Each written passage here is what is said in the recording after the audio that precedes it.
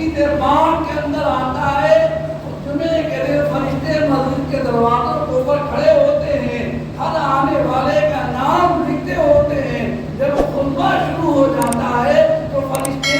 نام لکھنا چھوڑ کر تمہارے خطبے میں شامل ہو جاتے ہیں اور وہ بھی تمہارے درمیان بیٹھ کر خطبہ سنتے ہوتے ہیں۔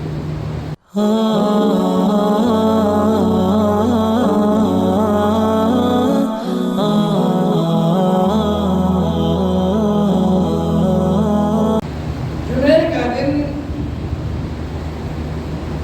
اللہ رب العزت کی جانب سے ہمارے لیے اور آپ کے لیے وعید کا دن ہے۔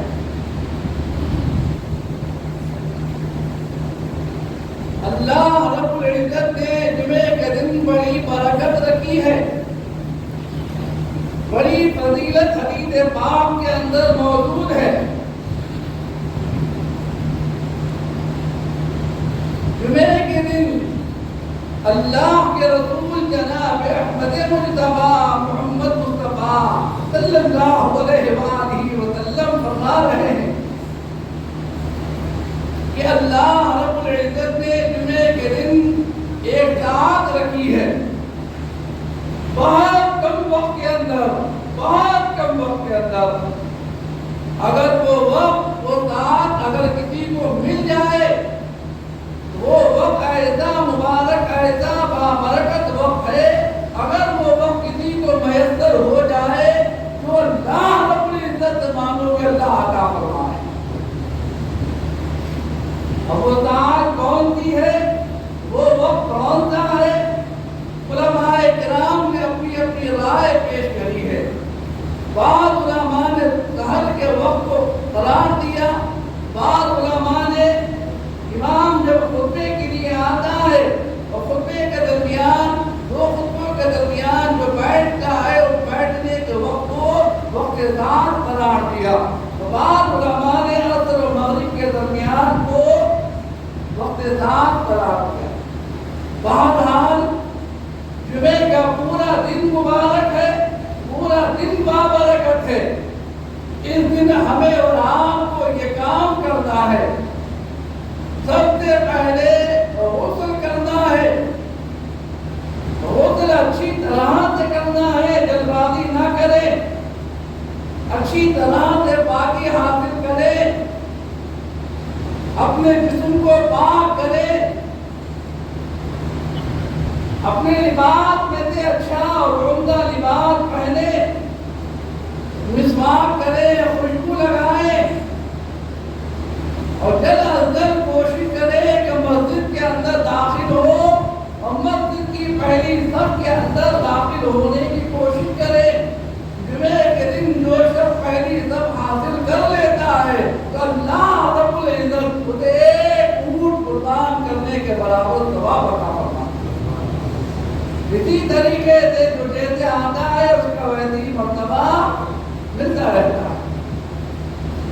لیکن اس کا مطلب یہ نہیں ہے کہ پہلی صف حاصل کرنے کے لیے ہم دوسروں کو کانوں کو بھگاتے ہوئے آئے، دوسروں کے کانوں کو اوپر سے کودتے ہوئے آئے، اس کی اجازت نہیں۔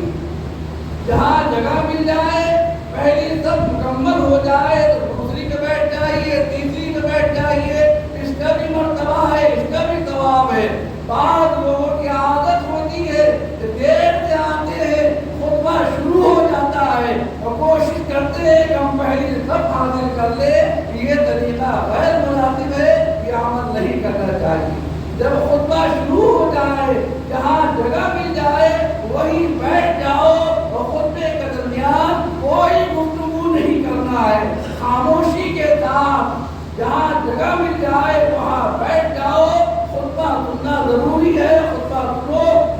حدیث پاک کے اندر آتا ہے جمعے کے دن فرشتے مسجد کے دروازوں کے اوپر کھڑے ہوتے ہیں، ہر آنے والے کا نام لکھتے ہوتے ہیں۔ جب خطبہ شروع ہو جاتا ہے تو فرشتے نام لکھنا چھوڑ کر تمہارے خطبے میں شامل ہو جاتے ہیں اور وہ بھی تمہارے درمیان بیٹھ کر خطبہ سنتے ہوتے ہیں۔ حضرات کرام، جمعے کا دن بہت مبارک ہے، بہت بابرکت دن ہے۔ اس دن آپ کو سب سے پہلے کام مسجد میں داخل ہونے کے بعد آپ کو یہ کرنا ہے، اگر آپ کے پاس وقت ہے تو اچھی طرح وضو کر لیجیے، وضو آپ کا ہے تو 2 رکعت نماز تحیۃ المسجد ادا کر لیجیے۔ یہ وہ نفلی عبادت ہے، یہ وہ نفلی عبادت ہے کہ اللہ کے رسول علیہ السلام جب معراج پاک پر تشریف لے گئے اور آپ کو جنت و دوزخ کی سیر کرائی گئی، اور جب آپ جنت کے اندر داخل ہوئے تو آپ نے یہ دیکھا کہ جنت کے اندر ہمارے چلنے سے پہلے ہمارے آگے آگے ہمیں حضرت بلال حبشی کے چلنے کی آواز آ رہی ہے، جبکہ بلال حبشی ابھی دنیا کے اندر موجود ہے۔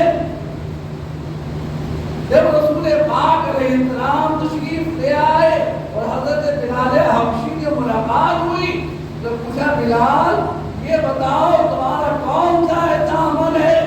جو تم کرتے ہو اللہ کو اتنا پسند آیا ہے، اتنا پسند آیا، ابھی تم دنیا ہی کے اندر ہو اور ہم نے تمہارے چلنے کی آواز جنت کے اندر سنی ہے؟ تو بلال حبشی کہنے لگے، یا رسول اللہ اور تو کچھ بھی نہیں ہے، بس میرا کام یہ ہے، میرا عمل یہ ہے کہ جب مسجد کے اندر داخل ہوتا ہوں تو اچھی طرح وضو کرنے کے بعد 2 رکعت نماز تحیۃ الوضو تحیۃ المسجد ادا کر دیتا۔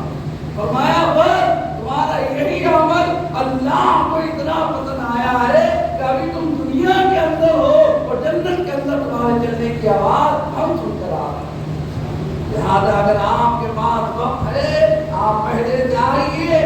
اپنی دنیا کو چھوڑیے، اور قرآن کا حکم بھی یہی ہے کہ جب جمعے کی اذان ہو جائے اور جمعے کے دن تمہیں بلایا جائے فَادْعُوا إِلَىٰ ذِكْرِ اللَّهِ، تو اللہ کے ذکر کی جانب دوڑو، یعنی خطبہ سننے کے لیے، جمعے کی نماز ادا کرنے کے لیے مسجد کے اندر آ جاؤ، تمام کام چھوڑ دو، اب اللہ کے حضور میں حاضر ہو کر اللہ سے دعائیں کرو، اور زیادہ سے زیادہ آقائے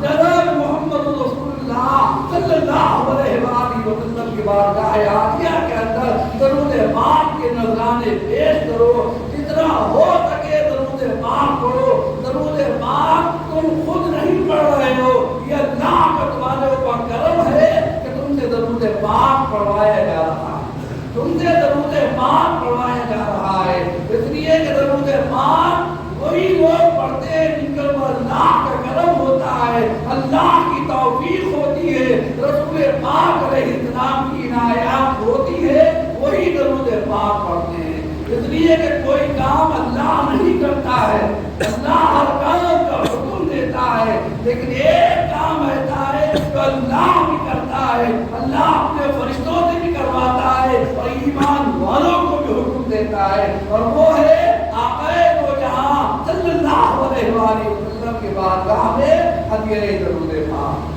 جتنا ہو سکے درود پاک پڑھو، اور یہ درود پاک وہ عمل ہے جو ہو سکتا ہے نماز قبول ہو یا نہ ہو، روزے قبول ہو یا نہ ہو، لیکن درود پاک وہ عمل ہے، وہ عبادت ہے کہ جب قبول ہونا ہی ہونا ہے۔ اس لیے درود پاک کو ہماری عبادتوں کے اندر شامل کیا گیا۔ آقائے دو جہاں صلی اللہ علیہ وسلم کے نام پاک کو اللہ نے ہر جگہ شامل فرمایا۔ مسجد میں آ کر دنیاوی باتیں کرنے سے، ادھر ادھر وقت گزارنے سے بہتر ہے کہ لا لگا کر توجہ کے ساتھ بارگاہ رسالت امام صلی اللہ علیہ وسلم پر درود پاک پڑھیں۔ انشاءاللہ